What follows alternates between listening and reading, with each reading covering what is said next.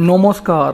আরজি করের ঘটনার পরে যখন চিকিৎসক মহল, সাধারণ জনগণ কিংবা বিজেপি বা সিপিআইএমের মতো রাজনৈতিক দলগুলি প্রতিবাদ আন্দোলন করছে, তখন সেই সমস্ত আন্দোলনকারী প্রতিবাদীদের বিরুদ্ধে পুলিশ আইনত পদক্ষেপ নিচ্ছে।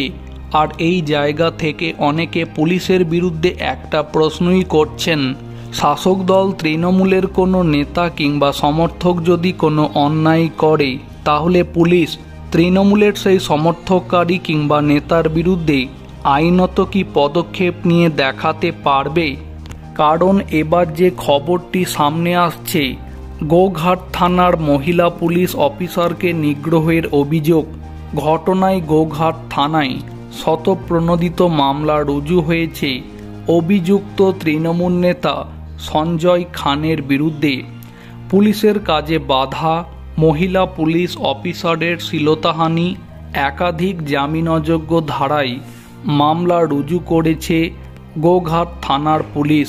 তবে এই ঘটনাতে যখন এখনো পর্যন্ত অভিযুক্ত তৃণমূল নেতাকে গ্রেপ্তার করেনি পুলিশ, তখন অনেকে সেই একই প্রশ্নটাই এখন করছেন, আদৌ পুলিশ তৃণমূল নেতার বিরুদ্ধে উপযুক্ত পদক্ষেপ নিয়ে কি দেখাতে পারবে?